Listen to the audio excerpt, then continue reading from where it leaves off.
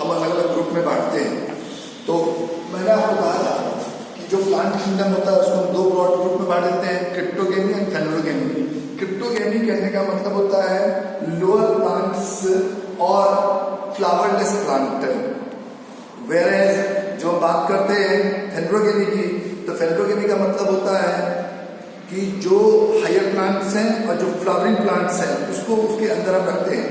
अब क्रिप्टोगेमी के अंदर 3 ग्रुप आते हैं, थैलोफाइटा, ब्रायोफाइटा एंड टेरिडोफाइटा। ठीक है, तो हम इनके बारे में एक एक करके बात करेंगे। ठीक है, और जैसे मैंने आपको पहले बताया था कि जो प्लांट किंगडम है जो आज हम जिसको स्टडी कर रहे हैं, that was based on the natural system which was given by C Linnaeus, which is based completely on the similarity and dissimilarity between the organism with one another। उसकी basis पे हम उनको क्लासिफाई करते हैं। अब इसमें जो सबसे पहले हम बात करेंगे टॉक अबाउट द थैलोफाइटा। एक बात समझिए, थैलोफाइटा के अंदर जो ग्रुप आता है that is called as LB.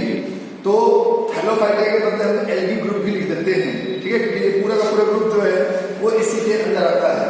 Thallophyta या एलबी जो है दैट इज एक क्लोरोफिल, क्योंकि मैंने आपको बता रखा है कि जो आपका प्लांट किंगडम होता है ये सारे के सारे ऑटोट्रॉपिक होते हैं। ये क्या होते हैं? ऑटोट्रॉपिक मतलब they prepare their own food और नॉट।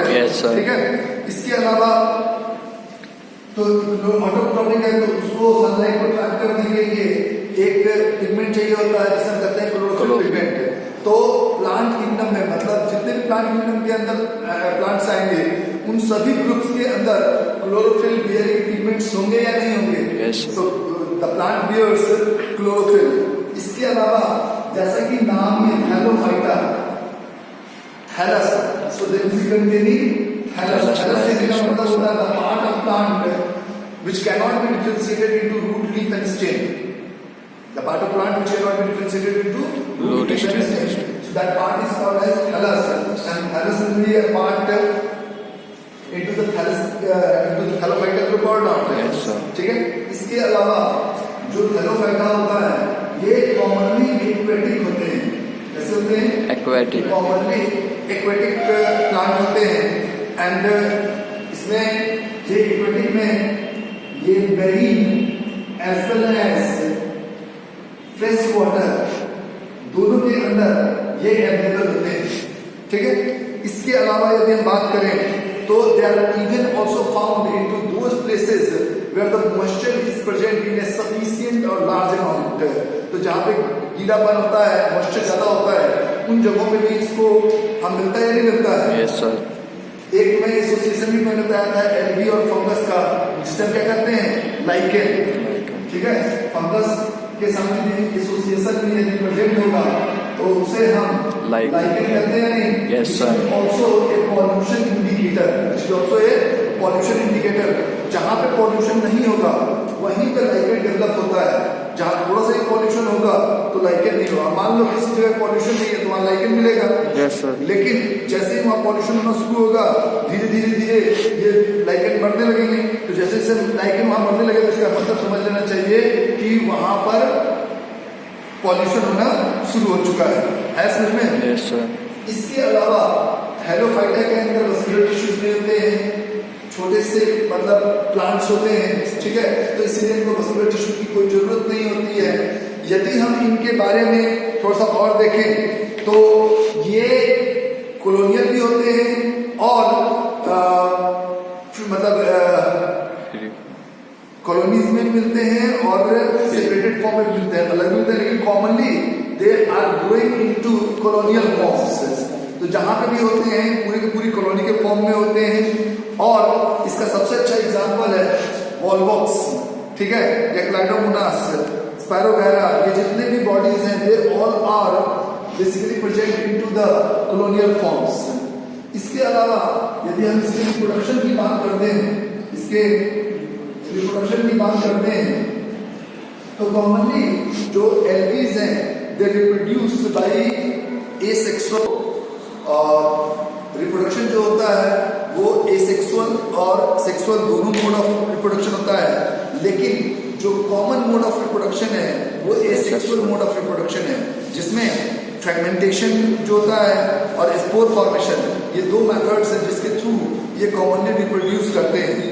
अब जैसे मैंने कहा, या तो ये फ्रेगमेंटेशन मेथड से रिप्रोड्यूस करेंगे, फ्रेगमेंटेशन मेथड से, या स्पोर फॉर्मेशन से। अब जो स्पोर्स बनते हैं इनमें, वो स्पोर्स या तो मोटाइल होंगे,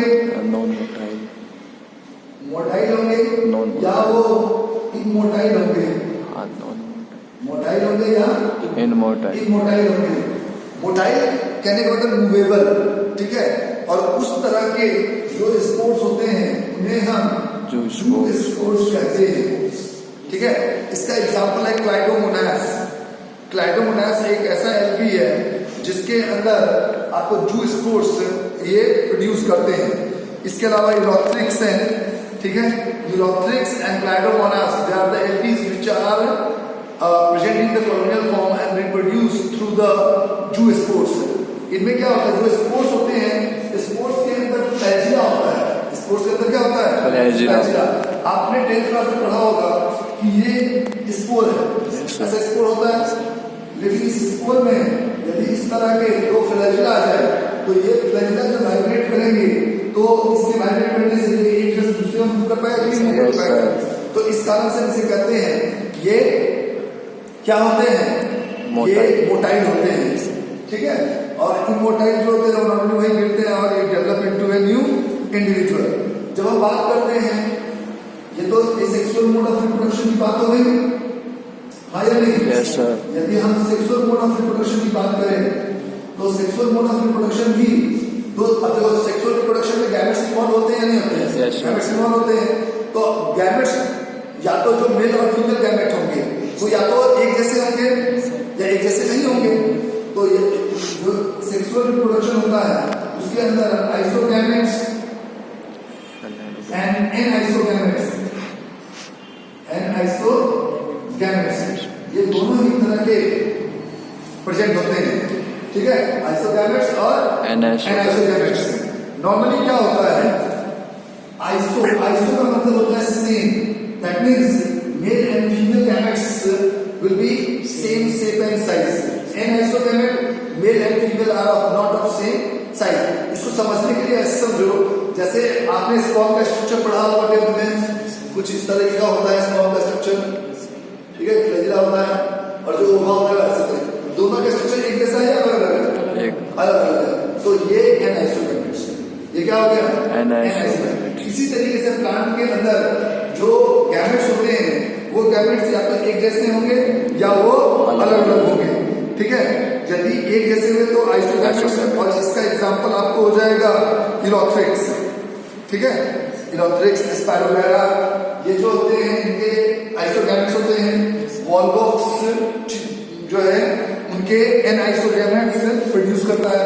वॉलवॉक्स, फ्यूकस, ये कुछ एल्गीज हैं व्हिच आर प्रोड्यूसिंग वाटर, एनाइसोगैमेट्स। अब देखो एक चीज समझो, जैसा मैंने तुम्हें बताया था कि Thallophyta is a group of autotrophic mode of plants और नॉट। तो ये जो होते हैं, ये इनके जो सेल वॉल होता है, ठीक है। ये प्लांट है तो इनके अंदर सेल वॉल होगा, ठीक है। क्लोरोफिल पिगमेंट्स होंगे through which they will be able to do the photosynthesis work or not. इसके अलावा ये इनके ऊपर कुछ केमिकल्स प्रेजेंट होते हैं जिनके कारण ये अलग अलग कलर के दिखते हैं। और based on that only we have divided the Thallophyta और algae group into 3 type: Chlorophyceae, Rhodophyceae and Phaeophyceae, ठीक है। जो एल्गी है, एल्गी को फर्दर कितने भागों में बांट दिया गया? 3 भागों में। क्लोरोफाइसी, क्लोरोफाइसी कहने का मतलब क्या है समझिए। क्लोरोफाइसी, क्लोरो का मतलब क्या होता है? क्लोरोफिल किस कलर का होता है? ग्रीन। तो क्लोरो का मतलब है ग्रीन। तो जो ग्रीन एल्गी है, ग्रीन एल्गी जो होते हैं, so they will be coming under what? Chlorophyceae, ठीक है, फाइकोफाइसी। फाइकोफाइसी, फाइको मतलब होता है ब्राउन, तो ब्राउन एल्गी जो होंगे, brown algae will be Phaeophyceae nature और नॉट। और तीसरा है तुम्हारा Rhodophyceae. Rhodophyceae, R for rhodo, R for red, तो this is belonging to red algae. ठीक है, तो जिस तरह के, तो Chlorophyceae is commonly called as a green algae, हाँ या नहीं? Phaeophyceae is commonly called as brown algae and Rhodophyceae is commonly called as red algae. तो ये जब पूछा जाएगा तो आप बता सकते हो। अब देखो इनके जैसे क्लोरोफिल पिगमेंट जो होते हैं, फोटोसिंथेटिक पिगमेंट, तो फोटोसिंथेटिक पिगमेंट एक जैसे नहीं होते हैं। हम लोग अब तक 10th क्लास में क्या पढ़े? क्लोरोफिल होता है, क्लोरोफिल फोटोसिंथेटिक पिगमेंट होता है, ये पढ़ा हमने। अब आप हायर क्लास में आ चुके हैं, अब थोड़ा सा आगे जाएंगे। क्लोरोफिल भी एक तरह का नहीं होता है, chlorophyll A, chlorophyll B, chlorophyll D, chlorophyll E, ऐसे बहुत तरह की वैरायटी होते हैं क्लोरोफिल के अंदर भी। तो अलग अलग एल्गी में अलग अलग तरह के फोटोसिंथेटिक पिगमेंट होंगे कि नहीं? क्लोरोफिल के अलावा भी फोटोसिंथेटिक पिगमेंट होते हैं, जैसे जेंथोफिल, ठीक है, इसके अलावा आपके ये जेंथोफिल, फ्यूकोजेनेथिन, ठीक है। तो ये ऐसे पिगमेंट्स और कंपोनेंट्स होते हैं which are also responsible for photosynthesis. अब हम इनमें सबके अंदर कौन कौन से फोटोसिंथेटिक पिगमेंट मिलते हैं उनके बारे में हम बात करेंगे। जो आपका ग्रीन एल्गी है, ग्रीन एल्गी के अंदर mainly chlorophyll pigment A and B एमंडेक्स में होता है। कौन सा? ए एंड बी जो होता है वो एमंडेक्स में होता है। इसके अलावा जो ब्राउन एल्गी होता है उसमें chlorophyll A and C large amount में होता है, along with फ्यूकोजेनेथिन। तो it is also a photosynthetic component or not. तो क्लोरोफिल ए और सी के साथ यहाँ पर एक चीज और कौन सा चीज होता है? फ्यूकोजेनेथिन, ठीक है। इसके अलावा यदि हम रेड एल्गी की बात करें तो रेड एल्गी के अंदर chlorophyll A and B along with phycoxanthin, किसके साथ?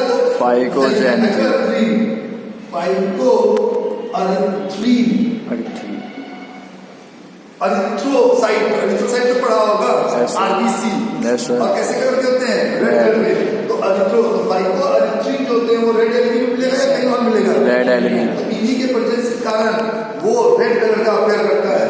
फ्यूकोजेनेथिन के कारण ही ये ब्राउन एल्गी अपेयर होता है। और क्लोरोफिल आपको मालूम है कि ग्रीन होते हैं, तो केवल क्लोरोफिल पिगमेंट इसके अंदर प्रेजेंट होता है, इसलिए ग्रीन एल्गी की तरह अपेयर होता है। तो इसके अंदर किन के अंदर कौन कौन से मेजर पिगमेंट्स प्रेजेंट होते हैं ये समझ में आ गया। अब यदि हम उनके स्टोरेज पे बात करें कि जो स्टोर्ड फॉर्म ऑफ फूड है ये भी सबके अंदर अलग अलग है। जो ये कॉमनली तुम जानते हो ग्रीन प्लांट और जो ग्रीन है वो एक प्लांट है, ठीक है। तो ये जो होते हैं ये जिस चीज को स्टोर करते हैं उसको स्टार्च में कन्वर्ट कर देते हैं। जब एक बार बताओ, प्लांट है तो प्लांट में जब फूड सिंथेसाइज कर रहा होगा तो जरूरी नहीं है कि जितना उसको जरूरत है उतना ही वो सिंथेसाइज करे। यदि सनलाइट ज्यादा समय के लिए फॉल करेगा तो फूड ज्यादा भी सिंथेसाइज हो सकता है। तो यदि फूड ज्यादा सिंथेसाइज हो गया तो उस कंडीशन में क्या करेगा? वो उसको स्टोर करके रख लेगा। अब आप बोलोगे क्यों स्टोर करके रख लेगा? स्टोर करके इसलिए रख लेगा कि कभी ऐसा भी तो होगा कि सनलाइट नहीं आएगी। जब सनलाइट नहीं आएगी तो उसके जो प्रोसेसेस है that has to be carried out or not, और उसको कैरी आउट करने के लिए एनर्जी चाहिए या नहीं? तो वो एनर्जी कहाँ से लाएगा? जो स्टोर्ड फॉर्म ऑफ फूड होता है उसी को यूटिलाइज करेगा। जैसे कि मान लीजिए आप लोग खाना खाते हो, तो खाना खाने में कभी कभी ऐसा भी होता है कि तुम्हारी जितनी जरूरत होती है उससे ज्यादा खा लेते हो। तो ज्यादा खा लोगे तो क्या हो जाएगा? बॉडी में स्टोर हो जाता है। और जब आप खाना नहीं खाओगे तो तुरंत मर जाओगे तुरंत। मैंने एक दिन नहीं खाया तो मर जाऊंगा? No sir. तो जो हमारे बॉडी के अंदर एक्टिविटीज हो रही, जो मैं काम कर रहा हूँ उसके लिए तो एनर्जी चाहिए, तो वो एनर्जी कहाँ से आ रही है? जो मेरी बॉडी के अंदर स्टोर्ड फॉर्म ऑफ फूड है उसी से आ रही है ना। तो ऐसे ही प्लांट के अंदर भी स्टोर्ड फॉर्म ऑफ फूड होती है, ठीक है। अब हम लोग बात करेंगे कि स्टोर्ड फॉर्म ऑफ फूड क्या है। तो जो क्लोरोफिल है उसके अंदर जो स्टोर्ड फॉर्म ऑफ फूड है वो कौन सा है? स्टार्च। जो फाइटोफाइसिन है इसके अंदर जो स्टोर्ड फॉर्म ऑफ फूड होता है मैनिटिनॉल। मैनिटिनॉल एक ऐसा सब्सटेंस है,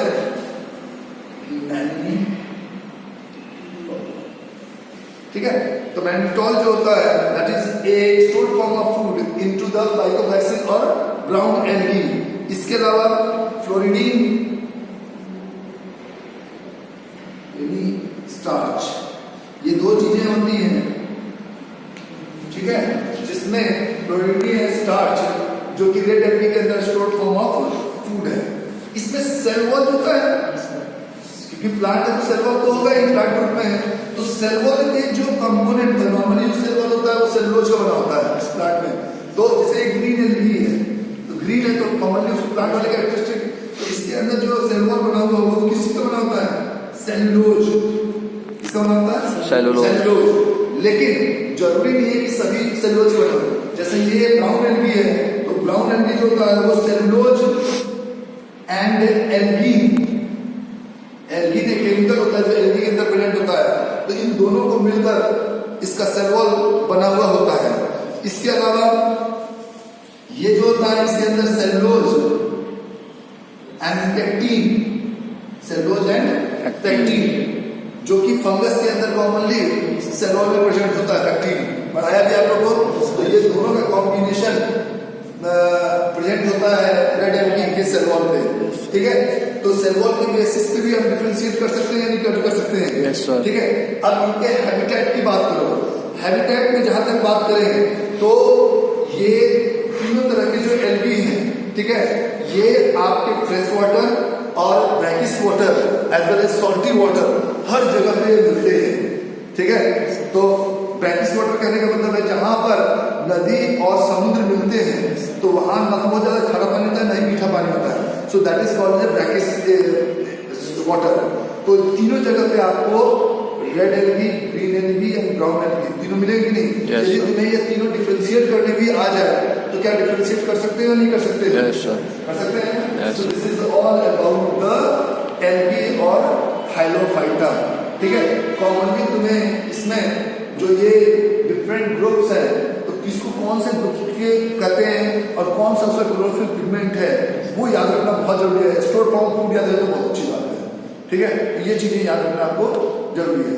कॉमनली जो हेलोफाइटा से आपसे क्वेश्चन पूछता है मेडिकल में भी वो इन्हीं चीजों से क्वेश्चन पूछता है, तुम देख भी सकते हो, ठीक है। इतना कर लोगे तो काफी आप कंप्लीट कर लोगे, ठीक है। जो कोई प्रॉब्लम नहीं है तो आज के लिए यही करते हैं, ठीक है। नेक्स्ट हम लोग देखेंगे अबाउट द